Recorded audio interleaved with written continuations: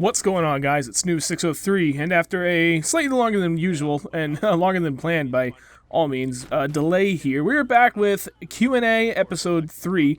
And this one's pretty loaded. I actually don't answer that many questions, but I know I've got some pretty lengthy answers for most of these. So, without further ado, we'll go with question number 1. This one's from Scanner Barkley. I have a question for you, Snoov. Why is Scanner Barkley just so awesome? Please go into as much detail as you feel is necessary to adequately explain his extremely high levels of epicness. Now, I was going to try and read that off in an Irish accent, but I just knew I wouldn't be able to do it justice. I was hoping he would say the number 3, so I could just say tree, because I know that's like the easiest way to do it, but I guess that's why he's so awesome. I mean, he doesn't say 3, he says tree, and you gotta respect the guy that says that.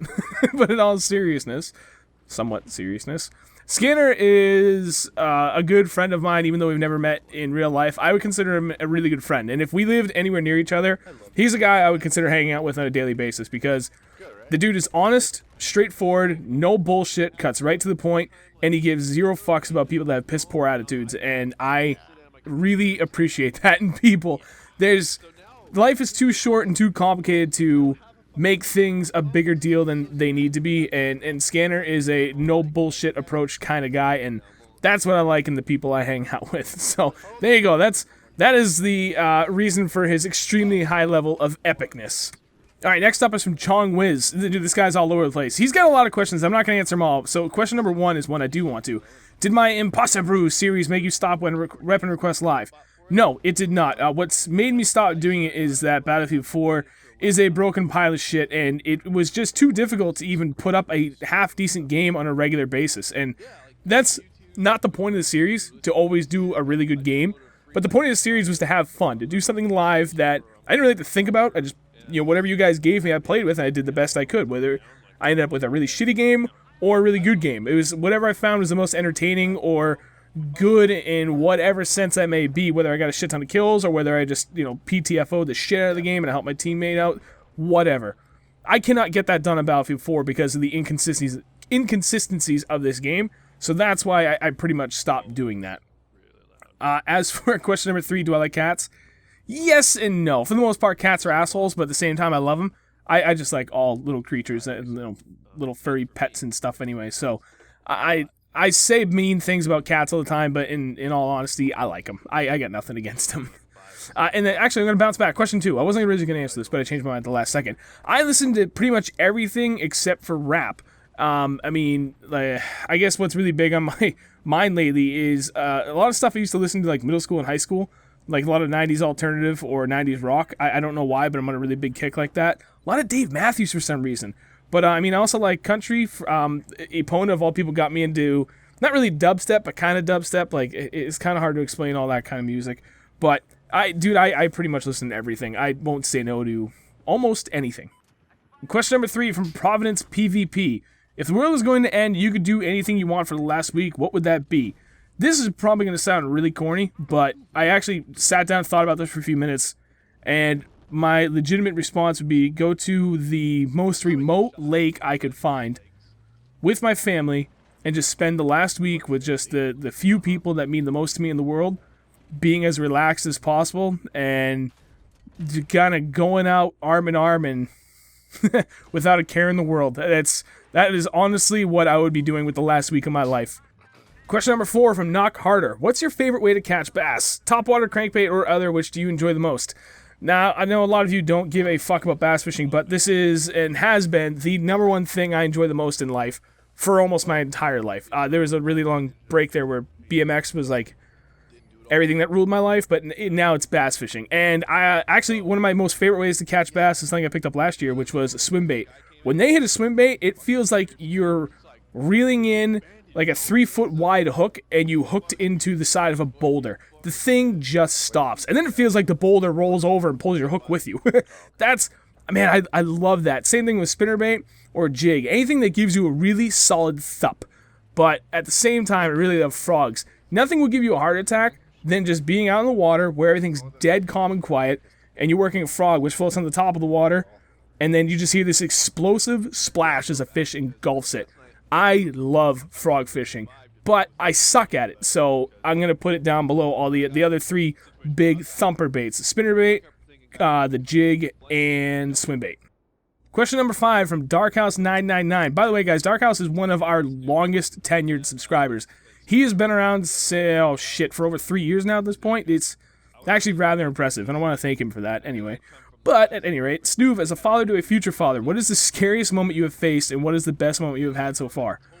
I will be 110% honest with you about this. The scariest moment I've faced is when I was home alone with my son, like that very first time. So my wife went back to work about 5 weeks after she delivered our son, and it was that first night while he was still an infant, and I was home alone for like 3 hours, and he wouldn't stop crying.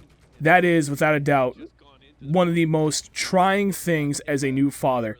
There's something about the way an infant screams that, I don't know if it's for a lot of people or some people, I make no assumptions about this, for me, and I know I have a few friends that said the same thing, there's something about it when a baby screams, dude, it cuts through you right to your fucking core. And you gotta remember that when they're that little, I mean, when they're the first 2 months are the most difficult and trying times you're probably ever going to experience in your life. As far as good things go, I mean, obviously there could be much, much more worse things that could happen to you, but as far as, just dealing with things, dude, a kid, a little newborn baby screaming its head off because there's no other way to articulate or communicate with you as to what it is bothering it. Oh man, I thought I was going to lose my shit, and I kind of did at a couple points, man. I broke down, and it's hard, and it's going to happen. There's no way it's not going to happen. You could be really lucky, though, and get a kid that just never screams, because that does happen, but that was, without a doubt, the scariest moment I faced, where, my kid's screaming, and I feel like I'm about to lose it. Now, not that I would ever do anything to my kid, but feeling like I just wanted to put him down somewhere safe and just walk into the house, and walk down the end of the street and just forget about it for a couple minutes. But you quickly dispel those feelings, and you realize that, okay, this is how it's going to be for a little while, but it's always going to get better, and it does. Without a doubt, it does. So I probably already said this too many times, but you keep things in perspective, and those scary moments pass rather quickly, but they do crop up from time to time. As far as what is the best moment, I can't really pick out anything yet. There's been so many good things that's happened, the first time he walked, the first time he's been doing his somersaults, the kid's daring, and I'm really happy to see that, because I was a daring little shit when I was a little bastard myself, and I'm hopeful that he's as adventurous and daring as I was, if not more, because I'm still an adventurer at heart, and I look forward to being able to do all these different things with my son as he grows up. Aside from that, I mean, there's no real specific moment that sticks out, because it's just like a complete cluster of special moments that have stuck out so far. So there you go, guys. It's 5 questions in, but that's one of my loaded ones. Question number 6 from Joel Carlson. Why are you sometimes nasty in the comments? Is that how you treat your subscribers? P.S. I like your videos, but I don't like your response. I was actually the one that thumbed that up, if you can see. The blue and the one, that's from me. There is a very specific reason why I do this, and I guarantee you I've cost us hundreds, if not thousands, of subscribers over the past 4 years because of the way I treated them. And I will say I have never, ever attacked anyone without due cause. And sometimes, yes, I've attacked people. And other times, I just, I just come off as an asshole. And that's kind of what I'm doing. This is going to be another loaded answer, but this is the thing. I've never attacked anyone or lashed out at anyone that didn't deserve it. And from day one, I have always been big about the community and the people that support us and surround us. And I have absolutely zero tolerance for people that are assholes for absolutely no reason. And those are the people that I always lash back at, because there's a very specific kind of creed that I live by. And I think it's kind of a Bible saying, not that I'm religious by any means, but it's the whole do unto others as you would do unto you, or as you would have do unto you. And if you're going to come out at me and be a complete dick for fucking absolutely no reason whatsoever, I'm going to treat you the exact same way, because apparently that's how, if you treat people that way, then you have absolutely no right whatsoever to be expected to be treated any better.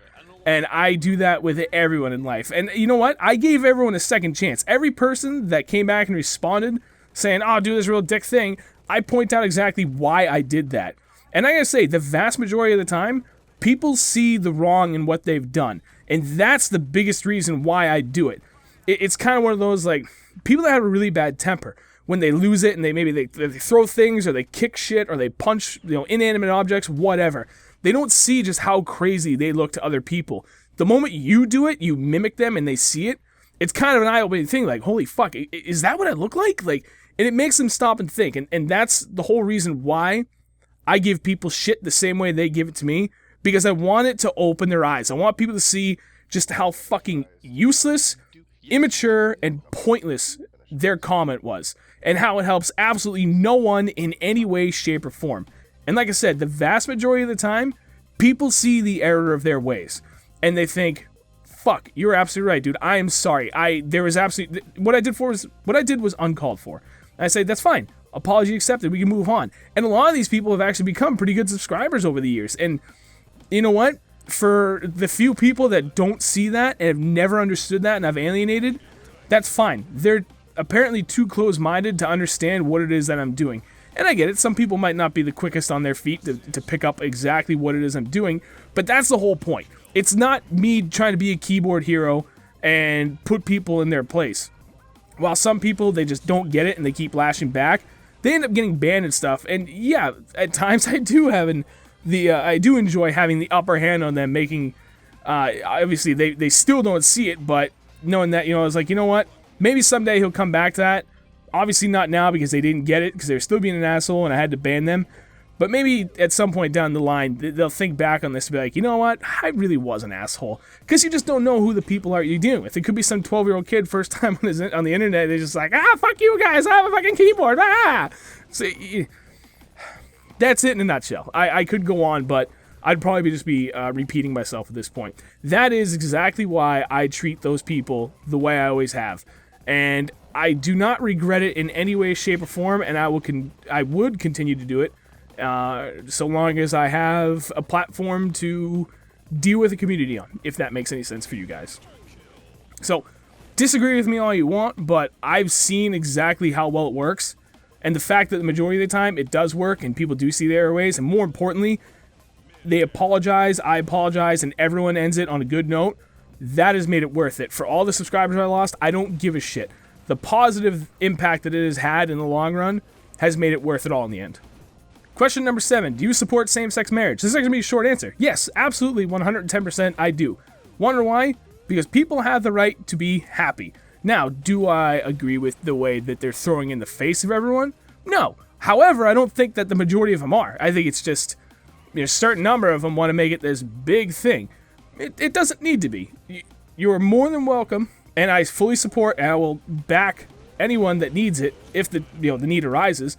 I will back them in their right to secure same-sex marriage rights.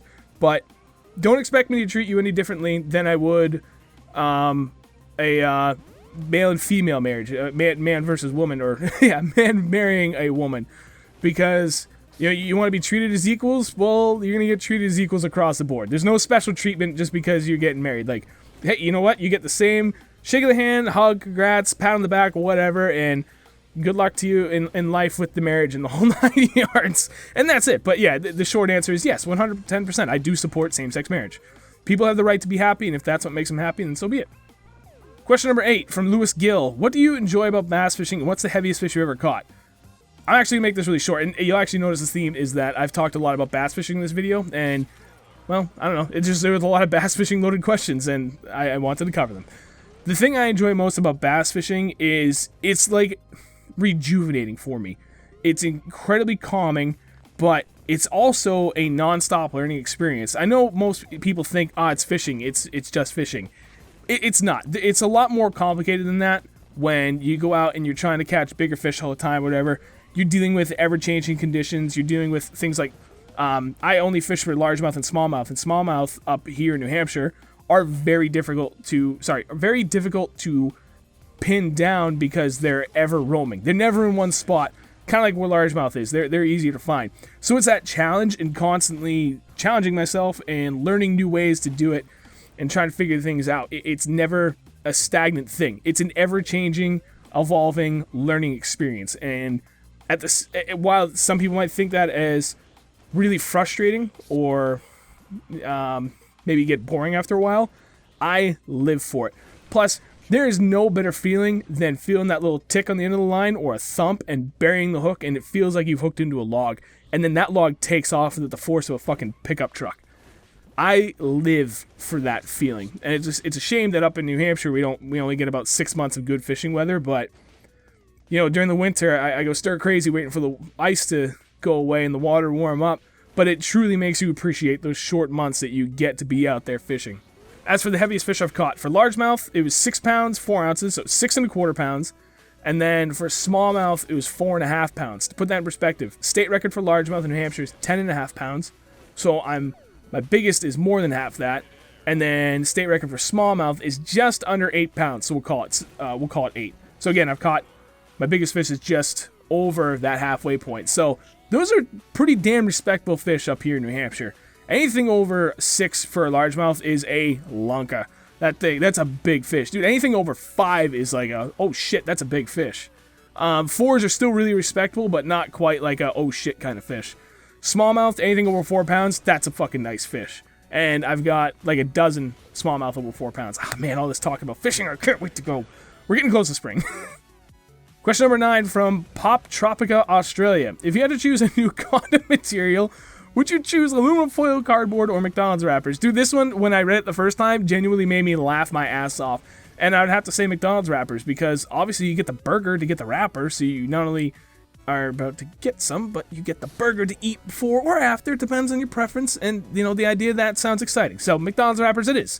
Plus it'd make your junk smell good. Well, I guess it depends on your personal tastes. Question number 10 from David Aronson. Stu, what are your thoughts on the James Bond films? What are your favorite James Bond movie? Oh, dude, see, this is one that I really liked because I grew up watching movies. We didn't have cable. My parents didn't want to pay for it. They didn't want us to be sitting there watching TV all the time, so they controlled it by, okay, absolutely no cable whatsoever apart from the local news station. And anytime we get to have TV time, it's completely regulated that it's movie time. So I grew up watching movies, and those movies were primarily Disney movies, Sherlock Holmes, and James Bond. I honestly can't say what my favorite James Bond movies are because I love them all, with the exception of the ones that had Roger Moore. For some reason, there was something about Roger Moore that just didn't rub me the right way. I didn't really care for him, but loved all the originals with Sean Connery. I thought at the time when I watched them, I thought Pierce Brosnan's Bond movies that he did were really good, but looking back on them now, they were actually really kind of terrible. But Pierce Brosnan as a James Bond was actually a very, very good fit. So I can kind of tolerate him because I think that he played the character very well. And I actually am loving the reboot, if you will. Well, the continuation of the series with Daniel Craig. I think he makes another a really good James Bond. And for a bonus, I would kill to see Benedict Cumberbatch as a James Bond bad guy, because I think he would be fucking perfect for the role. Alright, hang in tight, because this is the last question coming up. And I know this has been going on for a while, but I told you, not that many questions, it's going to be 11 total, but a lot of them are loaded. Maybe I should have cut it a couple, but without further ado, question number 11 from Barduck4. Would you recommend having a family? And then I like Scanner. This is one of the best questions ever in all seriousness, and it must have been a good one because there were so many likes and stuff. So I will make this very, very simple. Absolutely. To an extent. Having a family is not for everyone, by any means. I always wanted a family. I came from a pretty big family. If you kind of include everyone, I was one of 10, but that's kind of cheating. I was actually one of 5. I had 3 sisters, and then an older brother, who's actually my half-brother. Same mother, different father, but he was 10 years older than me, and I kind of didn't really spend much time with him. When I was 8 years old, we moved from Massachusetts to New Hampshire. At that point, my brother, being in senior year of high school, he didn't want to move, and my parents understood. So he was able to stay back in Mass and live with one of his best friends and his family. And then from there, he went to college, and then from college, he was traveling pretty much all over the country, working for arenas and stuff. He's actually the head events manager at a major university down in Boston. I won't give too much because it's my brother, and I'm going to respect his personal life, so I won't go into too much detail about it. But he's worked his way up the ladder, and he's definitely earned the position he's in. With that backstory, I've always kind of been surrounded by family, for better or for worse, and I myself have always wanted family. thinking about this, I cannot explain exactly why I wanted a family, why I wanted to put up with, kind of everything, all the bad stuff of having a baby and then giving up a lot of freedoms. And there is no doubt about it. You have to give up a lot of the freedoms you had before you have a kid. But I wouldn't trade it for the world. And I guess a big part of that is because there's no greater reward than raising a child and trying to teach them to be a good person and teach them values and everything, and just watching them learn. And I know my son's only at this point 21 months old now, but like each thing he learns is like a personal milestone for not only for him and my wife, but me too. It's like, okay, I was able to teach this tiny little human like how to walk, and then teaching him how to count, trying to teach him his ABCs. Like, I mean, these are very, very recent things, except for the walking. He started walking when he was like 10 months old. But I don't know. It's so hard to explain. But this is without a doubt one of the hardest things for me to explain. But I would recommend that you have a family, because when you see these things happening with your kid, I think I already said this, but there's no greater feeling in the world. And knowing that little awesome person just relies on you so much for everything and loves you dearly with everything that he or she has, it is a special kind of feeling. And I love coming home every single day and hear my son yelling "Dada, Dada, Dada" as he comes running up, and then gives me, I pick him up and he looks me in the eye and goes, "Hi, Dada," and then gives me a big hug, just arms around my neck and squeezes tight, and then kind of, like snuggles up to the side of me, and then gives me a little kiss on the cheek, and then we're off and playing and stuff, and then I cook him dinner and read him stories, put him to bed. It's just the whole experience, the whole package makes everything worth it in the end, and just having pride in knowing that you've been able to teach him things every single day as life goes on. It's extremely rewarding. That is the best I can do. I will say, though, to wrap it all up, if you're one that is really big on having your own personal freedoms, and you have to be 100% honest with yourself about this, if you're not a person that is willing to give up a lot of things and is selfish in any sort of regard, in the sense of, you always try and put your personal interests before everything else, I cannot recommend that you have a family, because that will never work. I don't think that could possibly work out well in a positive way for anyone involved. When you have a kid, you got to drop pretty much everything. And I mean, within reason. You don't have to completely drop everything, but damn, dude, you got to give up a lot. I mean, before I had my son, when I would go fishing, I would go fishing 2-3 times a week. Sometimes I was lucky, I'd go 4 times a week. And it would be, one of those, I'd get out of work, get home at like 4. I'd actually be on the road at 4 o'clock in the afternoon, come home at like 10 p.m. And then, quick bite to eat, go to bed, get up, go to work the next day. And then fishing, more than, 10, 12 hours on a Saturday and a Sunday. Or just one of those days and do yard work, whatever. Now, I am extremely fortunate if I can go fishing once a week. And that's on Sundays only, because my wife works Saturdays. And, I can't even get things done around the house anymore. That's one of the tougher things you have to deal with, is not being able to do, simple chores. I can't do yard work. Saturdays used to always be my yard work day, but I can't do that because I got my son, and he's too little for me to just kind of let him run around, run rampant and stuff. I got to watch him and pay attention. So those little mundane tasks, if it bothers you, you can't do things, that's another thing that, it's, you got to be honest with yourself about these things. If you're not willing to give up a lot, I can't recommend it. And maybe I'm oversimplifying it, but that's the thing about me. I look at things in the most simplistic, bare bones ways possible. So if you disagree with me on my approach that way, I'm sorry, but that is how I am. If you're more than willing to give up a lot of those things for rewards in a different way, yeah, 190% recommend that you have a family. Because, like I said before, this is probably the 10th time I've said it, man, there is nothing more rewarding than seeing your child pick up on these things and learn, and knowing that, you're responsible for that. All right, that was a really long one, and, well, I did the best I could to cut it up, but there wasn't actually a lot of pauses with this one, guys. I was able to kind of ramble through this almost 25 minutes nonstop So I hope you enjoyed it. This could be one of the last ones, but we'll see how it goes. I'm kind of getting burnt out with YouTube right now. I've been enjoying spending a lot more time with my family and exercising a lot more, getting back into shape, and just live streaming because it allows me freedom that I haven't had before.